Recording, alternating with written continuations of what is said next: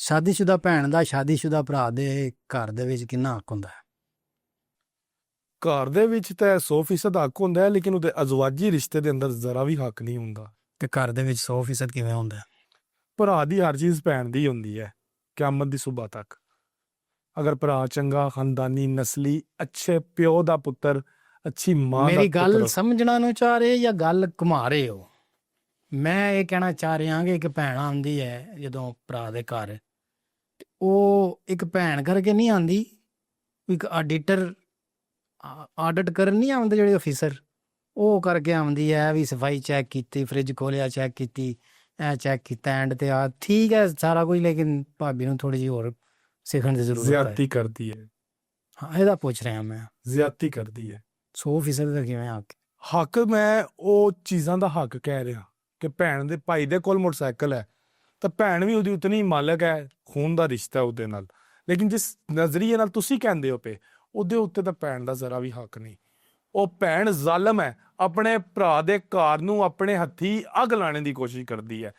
ਉਹ ਕਿਹਾ ਜਾਂਦਾ ਇੱਕ ਮਿਆਨ 'ਚ ਦੋ ਤਲਵਾਰਾਂ ਨਹੀਂ ਰਹਿੰਦੀਆਂ, ਤੇ ਕੋਈ ਵੀ ਔਰਤ ਆਪਣੇ ਉੱਤੇ ਕਿਸੇ ਦੂਸਰੀ ਔਰਤ ਨੂੰ ਮਸਲਤ ਹੋਇਆ ਨਹੀਂ ਵੇਖਣਾ ਚਾਹੁੰਦੀ। ਹੱਤਾ ਕਿ ਅਗਰ ਉਹਦੀ ਮਾਂ ਹੋਵੇ ਉਹਦੇ ਖਾਵੰਦ ਦੀ, ਉਹਨੂੰ ਵੀ ਇਹ ਕਰਨ ਦਾ ਕੋਈ ਹੱਕ ਨਹੀਂ ਹੈ ਕਿ ਉਹਦੀਆਂ ਸਫਾਈਆਂ ਚੈੱਕ ਕਰੇ, ਉਹਦੀ ਇੰਸਪੈਕਸ਼ਨ ਕਰੇ। ਉਹਦੇ ਕਿਸੇ ਵੀ ਬੰਦੇ ਨੂੰ, ਕਿਸੇ ਵੀ ਬੰਦੇ ਦੀ ਅਜ਼ਵਾਜੀ ਜ਼ਿੰਦਗੀ ਦੇ ਅੰਦਰ ਮੁਦਾਖਲਤ ਦਾ ਕੋਈ ਹੱਕ ਨਹੀਂ। ਨਾ ਇਹ ਕੋਈ ਕਾਨੂੰਨ ਇਜਾਜ਼ਤ ਦਿੰਦਾ ਤੇ ਨਾ ਹੀ ਕੋਈ ਦੀਨ ਇਹਨੂੰ ਸਪੋਰਟ ਕਰਦਾ।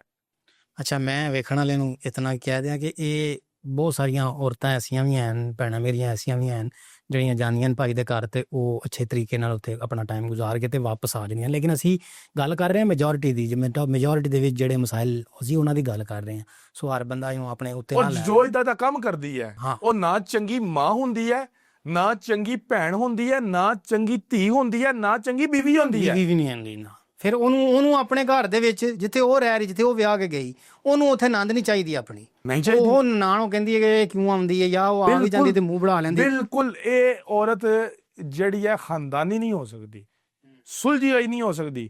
ਇਹਦੇ ਵਿੱਚ ਕਿਰਨ ਕਿਹੜਾ ਫਰਕ ਹੈ? ਜਾਂ ਇਹਦੀ ਤਰਬੀਅਤ 'ਚ ਰਹਿ ਗਿਆ ਜਾਂ ਇਹਦੇ ਜੰਮਣ 'ਚ ਰਹਿ ਗਿਆ। ਹਾਂ, ਕਰਦੀਆਂ ਕੀ ਨਾ ਆ ਕੇ ਬਸ ਉਹ ਆ ਕੇ ਤੇ ਭਾਬੀ ਨੂੰ ਤੇ ਖੈਰ ਘੱਟ ਹੀ ਹੁੰਦੀਆਂ, ਕੋਈ ਡਾਇਰੈਕਟ ਕਹਿੰਦੀਆਂ ਜ਼ਿਆਦਾਤਰ ਨਾ ਮਾਂ ਦੇ ਕੰਨਾਂ 'ਚ ਜਾ ਕੇ ਤੇ ਠੀਕ ਹੈ ਸਾਰਾ ਕੁਝ ਠੀਕ ਹੈ, ਲੇਕਿਨ ਇਹ ਵੀ ਹੁੰਦਾ ਤਾਂ ਠੀਕ ਹੁੰਦਾ, ਇਹ ਵੀ ਹੁੰਦਾ ਤਾਂ ਠੀਕ ਹੁੰਦਾ, ਯਾਨੀ ਉਹ ਜ਼ਹਿਨ ਸਾਜ਼ੀ ਜਿਹਨੂੰ ਕਹਿੰਦੇ ਨੇ, ਉਹ ਬੜਾ ਕੇ ਆ ਜਾਂਦੀਆਂ। ਫਿਰ ਇਹ ਜਦੋਂ ਮਾਵਾਂ ਉਹਨਾਂ ਦੀਆਂ ਚਲੀਆਂ ਜਾਂਦੀਆਂ ਦੁਨੀਆ ਤੋਂ ਤੇ ਪਿਓ ਵੀ ਚਲੇ ਜਾਂਦੇ ਨੇ, ਫਿਰ ਉਹ ਭਾਬੀਆਂ ਉਹਨਾਂ ਭਰਾਵਾਂ ਦੇ ਕੰਨ ਭਰ ਕੇ ਫਿਰ ਇਦਾਂ ਵੀ ਪੈਰ ਬਾਹਰ ਕੱਢ ਦਿੰਦੇ ਨੇ। ਫਿਰ ਉਹ ਸਾਰੀ ਜ਼ਿੰਦਗੀ ਪੇਕੇ ਤੋਂ ਬਗੈਰ ਗੁਜ਼ਾਰਦੀਆਂ, ਔਰ ਲੋਕਾਂ ਸਾਹਮਣੇ ਉਹ ਭਾਈ ਗਲਤ ਹੋਇਆ ਹੁੰਦਾ, ਪਿਸਰਿਆ ਭਾਈ ਹੁੰਦਾ, ਜ਼ਨਾਨੀ ਵੱਲੋਂ ਵੀ ਭੈਣ ਵੱਲੋਂ ਵੀ। ਲੇਕਿਨ ਅਗਰ ਘਰ ਦੇ ਅੰਦਰ ਚੰਗੇ ਘਰ ਦੀ ਧੀ ਆ ਗਈ ਹੈ, ਚੰਗੀ ਤਰਬੀਅਤ ਵਾਲੀ ਆ ਗਈ ਹੈ, ਉਹ ਫਿਰ ਇਹਨੂੰ ਮਾਫ ਕਰੀ ਜਾਂਦੀ ਹੈ। ਉਹਦੀ ਨਾਦਾਨੀ, ਉਹਦੀ ਬਚਪਨਾ ਉਹ ਸਮਝ ਕੇ, ਉਹਦੀ ਕੰਮ ਅਕਲੀ ਸਮਝ ਕੇ, ਠੀਕ ਹੈ। ਤੇ ਅਗਰ ਉਹਦੇ ਨਾਲ ਦੀ ਉੱਥੇ ਵੀ ਬੈਠੀ ਹੋਈ ਨਾ, ਤਾਂ ਫਿਰ ਇੱਕ ਦਿਨ ਇਹ ਆਊਗਾ ਕਿ ਉਹ ਉਸ ਘਰ ਦੀ ਚਮਾਰਾਨੀ ਹੋਏਗੀ ਤੇ ਉਹਦਾ ਪੈਰ ਰੱਖਣ ਦੀ ਜਗ੍ਹਾ ਨਹੀਂ ਹੋਏਗੀ। ਭਰਾ ਸੋਟਾ ਚੁੱਕ ਕੇ ਮਗਰ ਲੱਗੇਗਾ, ਨੱਸ ਜਾਈ ਤੂੰ ਤੇਰੀ ਐਸੀ ਦੀ ਤੈਸੀ। ਹਾਂ, ਇਹਦੇ 'ਚ ਫਿਰ ਇਹ ਔਰਤਾਂ ਨੂੰ ਖਿਆਲ ਕਰਨਾ ਚਾਹੀਦਾ ਕਿ ਪੇਕੇ ਆਪਣੇ ਨਾ ਛੱਡੋ। ਕੋਸ਼ਿਸ਼ ਕਰੋ ਕਿ ਆਖਰੀ ਸਾਹ ਤੱਕ ਨਾ ਤੁਹਾਡੇ ਪੇਕੇ, ਤੁਹਾਡੇ ਮਾਂ ਨਹੀਂ ਵੀ ਹੈ, ਪਿਓ ਨਹੀਂ ਵੀ ਹੈ, ਅਗਰ ਉਹ ਚਲੇ ਗਏ ਨੇ ਤੇ ਫਿਰ ਵੀ ਆਪਣੇ ਪੇਕੇ, ਜ਼ਾਹਿਰ ਭਰਾ ਤੇ ਹੈਗੇ ਨਾ ਪਿੱਛੇ। 90 ਸਾਲ ਦੀ ਵੀ ਹੋ ਜਾਂਦੀ ਹੈ ਜੇ ਔਰਤ, ਤੇ ਪੇਕਿਆਂ ਦੀ ਜ਼ਰੂਰਤ ਉਹਨੂੰ ਹੁੰਦੀ ਹੈ। ਪੇਕਿਆਂ ਦੀ ਜ਼ਰੂਰਤ ਵੀ ਹੁੰਦੀ ਹੈ ਤੇ ਇਹ ਕੀ ਇੱਕ ਸਮਝ ਲਓ, ਪੇਕੇ ਦੀ ਯਾਦ ਵੀ ਹੁੰਦੀ ਹੈ। ਹਾਂ, ਉਹਦਾ ਭਰਾ ਜੀਵਦਾ ਤੇ ਉਹਦੀ ਸਿਹਤ ਦੀ ਖਬਰ ਦੀ ਫਿਕਰ ਹੋ ਸੀ, ਜੇ ਮਰ ਗਿਆ ਤਾਂ ਉਹਦੀਆਂ ਯਾਦਾਂ ਨੂੰ ਲੈ ਕਰ ਹੋ ਸੀ। ਮੇਰੀ ਦਾਦੀ ਦੀ 102 ਸਾਲ ਉਮਰ ਹੋਈ ਹੈ ਚੋਈ ਸਾਹਿਬ, ਉਹਨਾਂ ਦੇ 6 ਭਰਾ ਸਨ, ਉਹਨਾਂ 6ਵਾਂ ਭਰਾਵਾਂ ਦੀਆਂ ਅਲੱਗ-ਅਲੱਗ ਕਹਾਣੀਆਂ ਸਨ, ਉਹਦੇ ਨਾਲ ਅਲੱਗ-ਅਲੱਗ ਉਨਸੀਅਤ ਸੀ। ਉਹ ਸੁਣਾਉਂਦੇ ਸਨ ਸਾਨੂੰ, ਨਾਲ ਰੋਂਦੇ ਸਨ।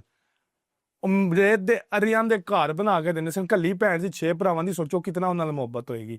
ਤੇ ਹਰ ਭੈਣ ਦਾ ਜਿਹੜਾ ਨਾ ਆਪਣੇ ਭਰਾ ਨਾਲ ਇੱਦਾਂ ਦਾ ਹੀ ਕਨੈਕਸ਼ਨ ਹੁੰਦਾ।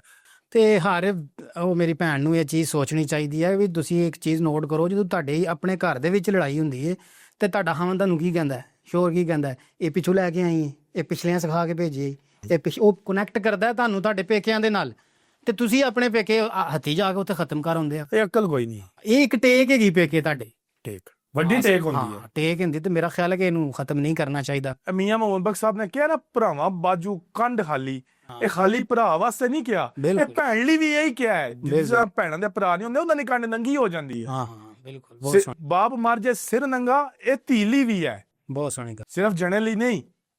ਤੇ ਇਹ ਅੱਲਾਹ ਪਾਕ ਸਭ ਦੀਆਂ ਭੈਣਾਂ ਦੇ ਅੱਛੇ ਨਸੀਬ ਕਰੇ, ਕਿਸੇ ਦੇ ਤੁਫੈਲ ਸਾਡੀਆਂ ਭੈਣਾਂ ਦੇ ਅੱਲਾਹ ਤਾਲਾ ਅੱਛੇ ਨਸੀਬ ਕਰੇ, ਤੇ ਅਮਨ ਨਾਲ ਰਹਿਣਾ ਚਾਹੀਦਾ ਹੈ, ਮੁਹੱਬਤ ਵੰਡਣੀ ਚਾਹੀਦੀ ਹੈ। ਜਿਹੜੀ ਧੀ ਆਪਣੇ ਪੇਕੇ ਆ ਕੇ ਮੁਹੱਬਤ ਦਾ ਦਰਸ ਦਿੰਦੀ ਹੈ, ਅੱਲਾਹ ਪਾਕ ਜਾਣਦਾ ਹੈ ਉਸ ਦੀ ਜਿਹੜੀ ਇੱਜ਼ਤ ਹੁੰਦੀ ਹੈ ਉਹਦੇ ਬੁਢਾਪੇ 'ਚ ਉਹਦੇ ਕੰਮ ਆਉਂਦੀ ਹੈ। ਬਿਲਕੁਲ ਠੀਕ ਗੱਲ ਹੈ। ਉਹਦਾ ਹਾਮਦ ਮਰ ਜੇ, ਅੱਲਾਹ ਨਾ ਕਰੇ ਉਹਦਾ ਹਾਮਦ ਮਰ ਜੇ, ਉਹਨੂੰ ਤਲਾਕ ਹੋ ਜੇ, ਉਹਨੂੰ ਕੁਝ ਵੀ ਹੋ ਜੇ, ਉਹਦੇ ਸਿਰ ਤੇ ਜੂੰ ਵੀ ਨਹੀਂ ਰਿੰਗਦੀ। ਹਾਂ, ਤੇ ਇਹ ਵੀ ਚੀਜ਼ ਉਹਨਾਂ ਨੂੰ ਦੇਖਣੀ ਚਾਹੀਦੀ ਹੈ ਕਿ ਸਾਡੇ ਖਾਨਦਾਨਾਂ ਦੇ ਵਿੱਚ ਅਸੀਂ ਜਿਹੜੇ ਦੇਸੀ ਲੋਕ ਹੈਗੇ ਆ, ਸਾਡਾ ਇਹ ਰਿਵਾਜ ਵੀ ਹੁੰਦਾ ਹੈ ਕਿ ਅਗਰ ਭੈਣ ਦੇ ਘਰ ਕੋਈ ਫੌਤਗੀ ਹੋ ਗਈ, ਉਹਦਾ ਕੋਈ ਬੱਚਾ ਅੱਲਾ ਨਾ ਕਰੇ ਜਾਂ ਉਹਦਾ ਖਾਮਦ ਅੱਲਾ ਨਾ ਕਰੇ, ਤੇ ਉਹਦੀ ਰੋਟੀ ਭਰਾ ਵੱਲੋਂ ਆਉਂਦੀ ਹੈ, ਪਿੱਛੋਂ ਪੇਕਿਆਂ ਵੱਲੋਂ ਆਉਂਦੀ ਹੈ। ਤੇ ਇਹ ਕੀ ਰਵਾਇਤ ਇੱਕ ਬਣੀ ਹੈ ਨਾ, ਇਸੇ ਕਰਕੇ ਬਣੀ ਹੈ ਕਿ ਤੁਹਾਡੀ ਟੇਕ ਹੈਗੇ ਨੇ, ਤੁਹਾਡਾ ਪਿੱਛੇ ਆਸਰਾ ਹੈਗੇ ਨੇ। ਤੇ ਅਗਰ ਤੁਸੀਂ ਅੱਛੇ ਤਰੀਕੇ ਨਾਲ ਜਾ ਕੇ ਆਪਣਾ ਵਕਤ ਗੁਜ਼ਾਰੋਗੇ, ਅੱਛੇ ਤਰੀਕੇ ਨਾਲ ਜਾ ਕੇ ਉਸ ਆਪਣੀ ਭਾਬੀ ਨੂੰ, ਆਪਣੇ ਭਰਾ ਦੇ ਨਾਲ ਉਸ ਘਰ ਦੇ ਵਿੱਚ ਪੇਸ਼ ਆਓਗੇ, ਤੇ ਮੈਂ ਸਮਝਣਾ ਕਿ ਜਦੋਂ ਤੁਹਾਡਾ ਘਰ ਵਾਲਾ ਉਸ ਘਰ ਦੇ ਵਿੱਚ ਆਏਗਾ ਨਾ, ਤੇ ਉਹਨੂੰ ਬਹੁਤ ਅੱਛੇ ਤਰੀਕੇ ਨਾਲ ਉਹਦਾ ਵੈਲਕਮ ਕੀਤਾ ਜਾਏਗਾ, ਤਾਂ ਤੁਹਾਡੀ ਇੱਜ਼ਤ ਬਣੇਗੀ, ਡੈਫੀਨੇਟ ਤੁਹਾਡੀ ਇੱਜ਼ਤ ਬਣੇਗੀ। ਬਿਲਕੁਲ ਸ਼ੋਈ ਸਾਹਿਬ, ਤੁਸੀਂ ਦਰੁਸਤ ਕਹਿ ਰਹੇ ਹੋ।